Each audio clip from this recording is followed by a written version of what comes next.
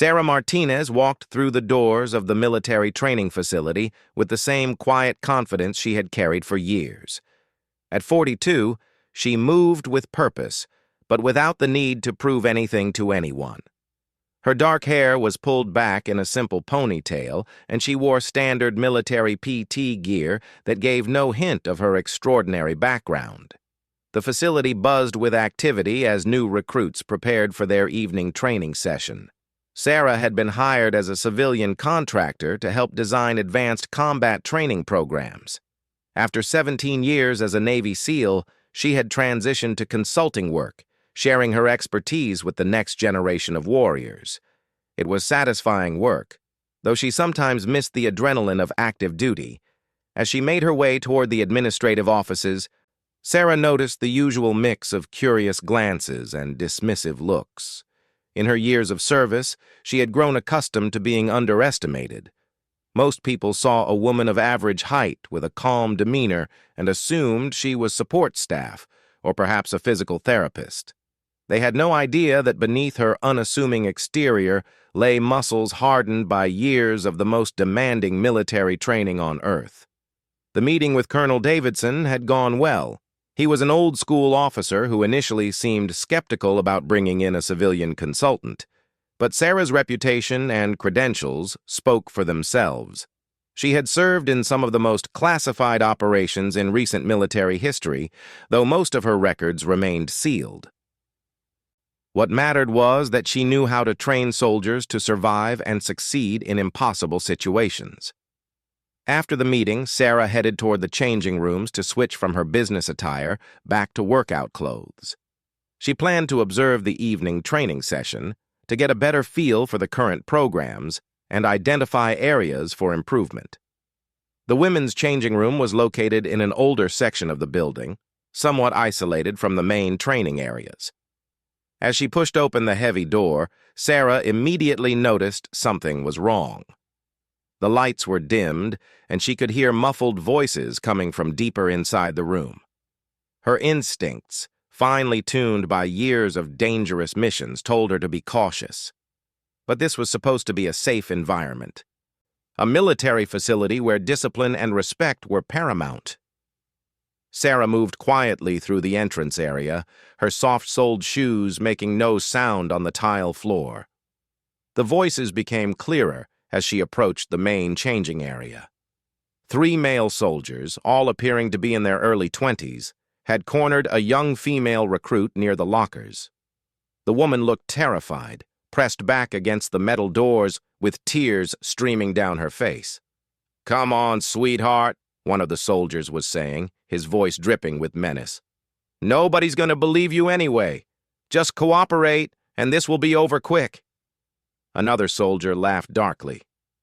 "Yeah, what's a little fun between friends? You wanted to play with the big boys, right?" Sarah's blood ran cold.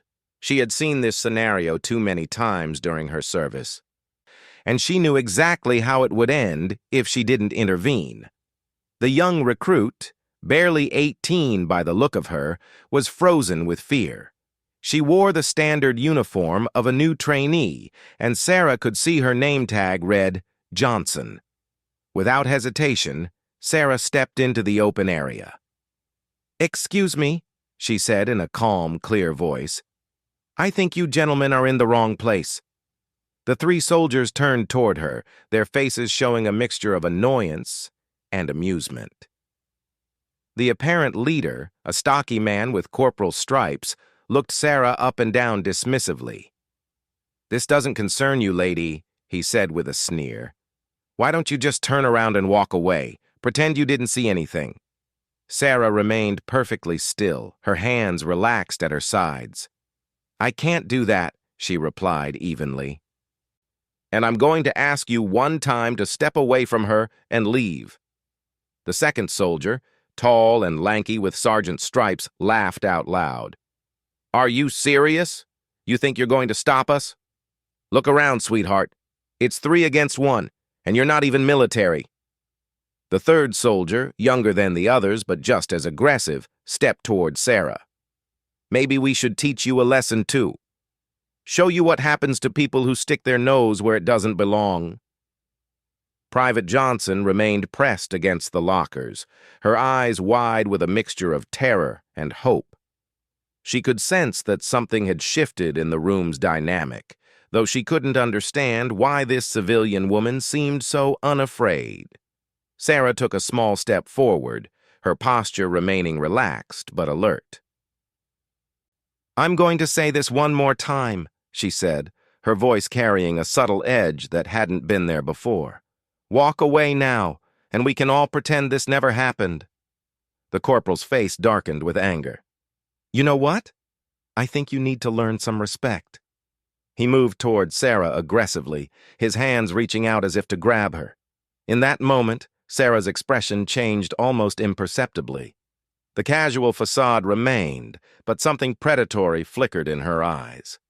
Years of combat training had taught her to read situations and people with deadly accuracy. These men had no idea what they were dealing with, and their arrogance was about to become their downfall. "Last chance," Sarah said quietly, her voice now carrying the unmistakable authority of someone accustomed to life-and-death decisions. The soldiers exchanged glances, their confidence wavering slightly, but their pride keeping them committed to their course of action. They had made their choice, and now Sarah would make hers. As the corporal reached for her, Sarah remained perfectly still, every muscle in her body coiled like a spring. 17 years of the world's most elite military training had prepared her for this moment, though she hoped these young men would have the sense to back down before they discovered just how dangerous their mistake was about to become. The corporal's hand barely made contact with Sarah's shoulder before the world shifted around him in ways his mind couldn't process.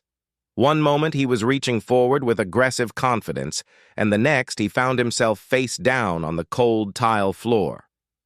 His arm twisted behind his back in a position that sent shooting pain through his entire body. Sarah had moved with fluid precision, her years of close-quarters combat training taking over instinctively. The arm lock she applied was textbook perfect, designed to immobilize without causing permanent damage. She maintained just enough pressure to keep the corporal still while scanning the room for the next threat. The sergeant and the younger soldier stood frozen for a heartbeat, their brains struggling to process what they had just witnessed. The woman who moments ago had seemed like an easy target was now controlling their leader with effortless skill. "What the hell?" the sergeant stammered, his voice cracking slightly. Sarah looked up at him calmly, maintaining her grip on the corporal. "Take your friend and walk away," she said. "This is your last warning." Instead of heeding her advice, the sergeant's shock transformed into rage. "You think you're tough?" he snarled. "Let's see how tough you are against two of us." He lunged forward while the younger soldier moved to flank Sarah from the right. They had trained in basic combat techniques, but nothing had prepared them for facing someone with Sarah's level of expertise. Sarah released the corporal and rose smoothly to her feet, her movements controlled and economical. As the sergeant approached, she sidestepped his clumsy charge and used his own momentum against him, sending him crashing into the lockers with a resounding bang. The impact left him dazed and gasping for air. The younger soldier hesitated, finally beginning to understand that something was very wrong with their assessment of the situation. But pride and peer pressure drove him forward. He swung a wild punch at Sarah's head, putting all his strength behind the blow. Sarah ducked under the swing with ease and responded with a precise strike to his solar plexus that dropped him to his knees, gasping and wheezing. The technique was designed to incapacitate without causing serious injury, though the soldier would be feeling the effects for quite some time. Private Johnson watched in amazement as the woman who had seemed so ordinary moments before systematically neutralized 3 aggressive male soldiers. The entire encounter had lasted less than 30 seconds, and Sarah hadn't even appeared to break a sweat. The corporal tried to push himself up from the floor, his face red with embarrassment and pain. "You're going to pay for this," he gasped. "Do you have any idea who you're messing with?" Sarah walked over to where he was struggling to stand and looked down at him with calm eyes. "Actually," she said quietly, "I think the question is whether you know who you're messing with." She reached into her pocket and pulled out her military ID, though she kept it positioned so that Private Johnson couldn't see the details. The corporal's eyes widened as he read the information, his face going pale. "That's impossible," he whispered. "Is it?" Sarah asked mildly. 17 years, multiple deployments, more classified operations than you'll ever hear about. Navy SEAL Team 6, if you need the specifics. The sergeant, who had managed to pull himself away from the lockers, overheard and felt his legs go weak. SEALs were legendary among military personnel, representing the absolute pinnacle of training and capability, and SEAL Team 6 was the most elite unit within an already elite community. "You're lying," the younger soldier wheezed from his position on the floor. Sarah shrugged. "Your choice whether to believe it or not, but let me explain something to all three of you."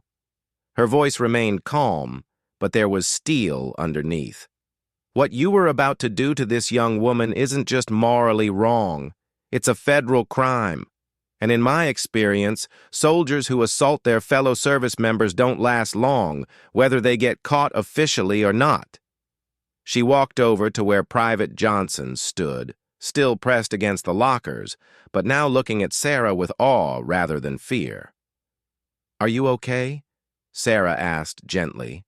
Johnson nodded mutely. Tears still streaming down her face, but relief evident in her eyes. "Good," Sarah said. "What's your first name?" "Rebecca," the young woman managed to say. "Okay, Rebecca. Here's what's going to happen. These three are going to leave now, and they're never going to bother you again. Isn't that right, gentlemen?" The corporal had finally managed to stand, though he was clearly favoring his twisted arm. "You can't prove anything happened here," he said, though his voice lacked conviction. Sarah smiled, but there was no warmth in it. "Actually, I can prove everything that happened here. Security cameras, physical evidence, witness testimony. But here's the thing. I'm going to give you a choice." She gestured toward the door. "You can walk out of here right now, transfer to different units, and never speak to or about Private Johnson again. Clean slate, lesson learned, everyone moves on with their lives." "Or," the sergeant asked warily, "or I file a full report with the proper authorities, and your military careers end in disgrace and prison time. Sexual assault conspiracy, conduct unbecoming. The works." The three soldiers exchanged glances, the reality of their situation finally sinking in. They had not only attempted to assault a fellow soldier, but they had tried to intimidate and threaten someone who could literally destroy them with a phone call. "How do we know you won't report us anyway?" the corporal asked. "Because I'm not interested in destroying careers over stupidity," Sarah replied. "I'm interested in making sure this never happens again, to Rebecca or anyone else. But if any of you so much as looks at her wrong from this point forward, our deal is off." The younger soldier struggled to his feet, still holding his stomach. "How do we know you're really who you say you are?" Sarah pulled out her phone and scrolled to a contact. "Would you like me to call Admiral Thompson at Special Operations Command? I'm sure he'd be happy to verify my credentials. Of course, he might wonder why I'm calling about an incident involving sexual assault at a training facility." The color drained from all three faces. They knew the name. Everyone in the military knew that name. If this woman could casually mention calling an admiral, she was definitely not someone they wanted to cross. "We'll transfer out," the corporal said quickly, "tonight, and we'll never bother her again." "Smart choice," Sarah said. She looked at each of them in turn. "Remember, gentlemen, the military is a small community. Word gets around. If I hear about any of you causing problems elsewhere, our agreement becomes void." As the three soldiers limped toward the exit, the corporal paused at the door. "How did someone like you end up as a civilian contractor? he asked, genuine curiosity overriding his fear for a moment. Sarah's expression softened slightly. Someone like me got tired of watching good people get hurt by bad people, she said. Sometimes the best way to serve is to teach others how to serve better. After they left, Rebecca finally stepped away from the lockers, her legs shaking with residual adrenaline. "Thank you," she whispered. I thought they were going to. They weren't going to do anything, Sarah said firmly.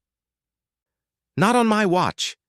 But as Sarah looked at the young woman's frightened face, she realized that this incident was far from over. There would be questions, investigations, and consequences that neither of them had considered yet. The next morning arrived with unexpected complications. Sarah was in Colonel Davidson's office at 0700 sharp, but she wasn't there for their planned follow-up meeting about training protocols. Instead, she found herself facing a room full of senior officers, including Major General Harrison, the base commander. "Ms. Martinez," General Harrison began, his voice carefully neutral, "we've received some interesting reports about an incident yesterday evening." Sarah remained standing at attention, though as a civilian she wasn't required to do so. "Yes, sir. I assumed you might. 3 soldiers from different units all submitted transfer requests overnight," the general continued. "Emergency transfers, effective immediately. Rather unusual, wouldn't you say?" "I couldn't speak to their motivations, sir," Sarah replied evenly. Colonel Davidson cleared his throat. "Sarah, we also have a report from Private Rebecca Johnson. She claims you intervened in what she describes as an attempted assault." The general leaned back in his chair, studying Sarah carefully.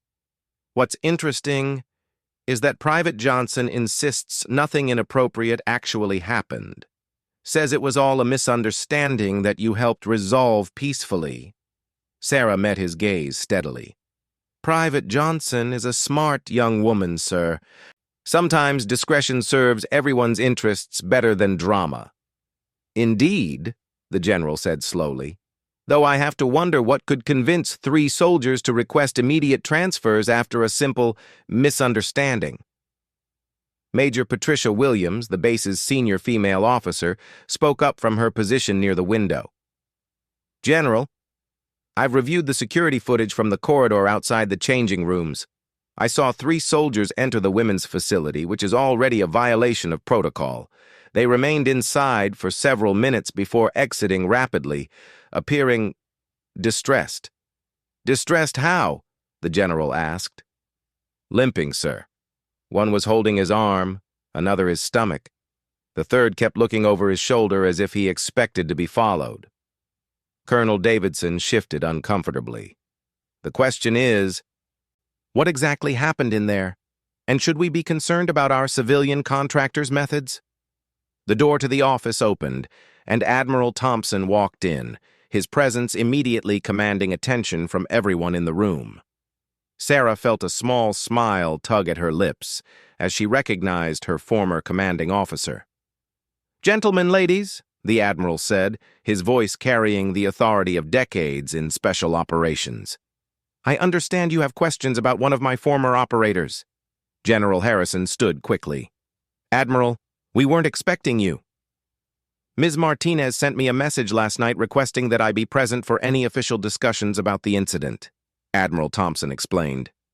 "Given her service record and the sensitive nature of her work, I felt it appropriate to attend." He moved to stand beside Sarah. "For those who may not be fully aware, Sarah Martinez served under my command for 17 years. She participated in operations that remain classified to this day. Her record includes 3 Navy Crosses, 2 Purple Hearts, and commendations that most of you don't have clearance to know about." The room fell silent as the weight of that information settled over the assembled officers. "More importantly," the Admiral continued, "she has never in all her years of service used excessive force or acted outside the bounds of military justice. If she intervened in a situation yesterday, You can be certain it was necessary and appropriate. Major Williams stepped forward. Admiral, we're not questioning Ms. Martinez's service record. But we have 3 soldiers who appear to have been physically confronted, and we need to understand what happened. Admiral Thompson nodded. Of course. Sarah, would you care to explain? Sarah stood even straighter. Yesterday evening, I discovered 3 soldiers engaging in behavior that constituted sexual assault and intimidation of a junior enlisted person. I intervened using minimal necessary force to protect Private Johnson and de-escalate the situation. The soldiers were given the option of transferring voluntarily or facing formal charges. They chose to transfer. Minimal necessary force? Colonel Davidson asked. Basic restraint techniques, sir. No permanent damage, no injuries requiring medical attention. Just enough to establish control of the situation. General Harrison frowned. Why wasn't this reported through proper channels? Because sometimes, sir, the proper channels don't serve justice as well as immediate resolution, Sarah replied. Private Johnson was protected, the perpetrators were removed from the environment, and no careers were unnecessarily destroyed over what might have been a moment of poor judgment. Poor judgment? Major Williams's voice carried a sharp edge. They were about to sexually assault a subordinate. Yes, ma'am. Which is why they're no longer here. Admiral Thompson placed a hand on Sarah's shoulder. What you need to understand is that Sarah doesn't just think like a soldier. She thinks like a protector. Her first priority is always the safety of those who can't protect themselves. Everything else is secondary. The general was quiet for a long moment, then looked directly at Sarah. Miss Martinez, do you believe those 3 soldiers pose a continuing threat? No, sir. They understand the consequences of their actions, and they understand that someone is watching. They won't repeat this behavior. And Private Johnson? How is she handling the situation? She's resilient, sir, but she could benefit from some mentorship to help her navigate the challenges of being a woman in this environment. Major Williams stepped forward again. I'd be happy to take that on, General. We could use this as an opportunity to strengthen our support systems for all personnel. Excellent idea, the General said. He turned back to Sarah. Ms. Martinez, I'm going to ask you to prepare a detailed report on the incident for my files. Classified, of course. And I want you to develop recommendations for preventing similar situations in the future. Yes, sir. One more thing, he continued. Your contract here has been extended indefinitely. It seems we have more to learn from you than we initially realized. After the meeting, Sarah walked across the base toward the training facilities. She found Private Johnson at the obstacle course, pushing herself through a grueling workout with determination written across her face. Johnson! Sarah called out as the young woman finished a rope climb. Rebecca jogged over, her face lighting up when she saw Sarah. Ma'am, I heard you met with the brass this morning. Everything okay? Everything's fine, Sarah assured her. How are you doing? Better, Rebecca said honestly. Major Williams talked to me this morning. She's going to be my mentor. Help me navigate all this military politics stuff. Good. Major Williams is excellent. Learn everything you can from her. Rebecca was quiet for a moment, then looked up at Sarah with serious eyes. Can I ask you something? Of course. Yesterday, when they had me cornered, I was completely frozen. I couldn't move, couldn't think, couldn't defend myself. How do you learn to be brave like you? Sarah smiled gently. Rebecca, being brave isn't about not being scared. It's about being scared and acting anyway. You think I wasn't frightened yesterday? Were you? Terrified, Sarah admitted. Not of them, but of what might happen to you if I failed. Fear can be useful if you know how to channel it. She placed a hand on the young woman's shoulder. But more importantly, you weren't frozen because you're weak or cowardly. You were frozen because you're human and you were facing a situation no one should have to face. The fact that you're here today, training harder than ever, tells me everything I need to know about your character." Rebecca straightened up, some of the doubt leaving her eyes. "Major Williams said she's going to teach me some self-defense techniques." "Good. And if you want additional training beyond what she provides, let me know. I'll be here for a while, and I believe in investing in people who have the heart to serve others." As Sarah walked away, she reflected on how the situation had resolved itself. 3 potential predators had been removed from the environment without destroying the military careers they might have salvaged with better choices. Private Johnson was getting the support and mentorship she needed, and the base command had gained a new understanding of the importance of protecting all personnel. 6 months later, Sarah received a letter from Private Johnson, who had been promoted to specialist and selected for advanced training in military intelligence. She wrote about how the incident had changed her perspective on service, leadership, and personal responsibility. She thanked Sarah not just for the rescue, but for showing her what true strength looked like. Sarah kept the letter in her desk drawer, along with commendations and awards from her years of active service.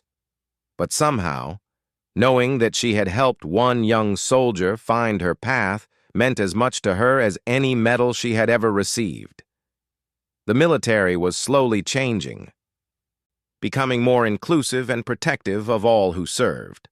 Sarah was proud to be part of that evolution, using her skills and experience to build a better environment for the next generation of warriors.